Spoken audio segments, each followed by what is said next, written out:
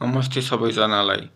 एउटा कुरा के हो भने तपाईहरु चाहनुहुन्छ नि कि यो केपी ओली र रमेश लेखकलाई अरेस्ट गरोस्, सोसल कार्की आमाको सरकारले भनेर भन्न चाहनुहुन्छ नि। एउटा कुरा चाहिँ ध्यानमा राख्नुहोस् कि यो कुनै व्यक्तित्वहरुबाट हामी सतर्क रहनुपर्छ। कुन चाहिँ व्यक्तित्वहरुबाट भन्नाले पनि सोशल मिडियामा जुन पाए त्यही उटपटाङ कुराहरु राख्ने, उटपटाङ भिडियोहरु राख्ने, उटपटाङ कुराहरु लेख्ने यिनीहरुदेखि अलिकति सतर्क रहनुपर्छ है।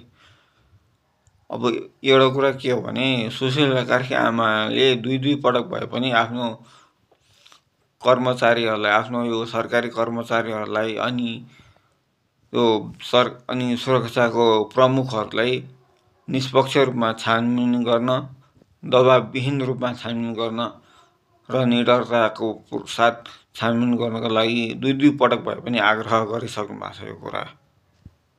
अनि हो त अब त्यसरी निष्पक्ष रूपमा छानबिन गर्यो भने त अपराधी कोही पनि निक्ल्यो भने त त्यो समात्न सकिहालिन्छ।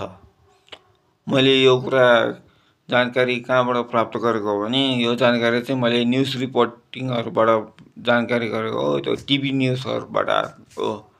तपाईहरु कहिलेकाहीँ टिभी पनि हेर्ने गर्नुस् क्या। यो सोशल मिडियामा र कटकट पल्टाएर अलिकति त्यो समय व्यर्थ पार्दै उही माथि मात्र भरोसा गर्ने खालको चाहिँ काम नगर्नुस्। यो सोशल मिडिया मेन स्ट्रिम मिडियाबाट पनि कहिलेकाहीँ अथेन्टिक रिपोर्टहरु आउँछ क्या। अनि अर्को एउटा कुरा भनेको आदेश सुशीला कार्की आमाले दिइसक्नु भएको छ आफ्नो सरकारी प्रमुखहरुलाई अथवा सुरक्षाको प्रमुखहरुलाई। तर छानबिन कुन चाहिँ तरिकाले हुने हो, के हुने हो भन्ने कुरा त उनीहरुको हातमा हो नि त, हाम्रो हातमा त हैन।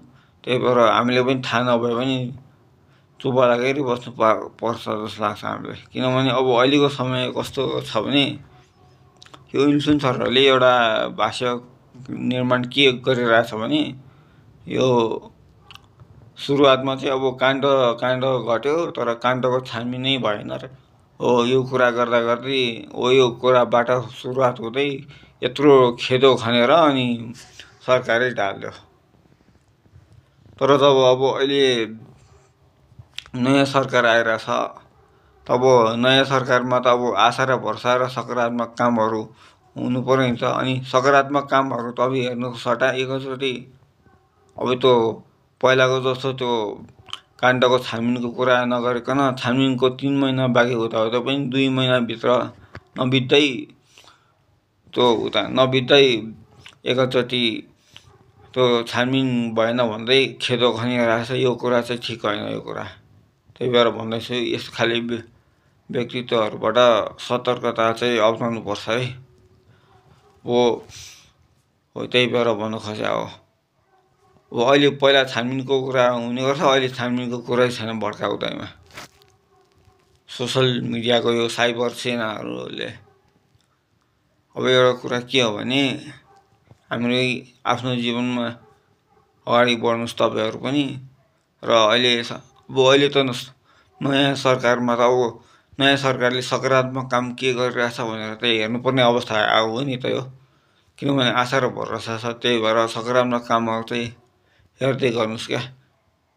खाली अब हामी नेपाली जनताको एउटा मात्र के खालको बानी रह्यो भने कसैको खेदो खन्न बाहेक केही पनि नजाने जस्तो क्या।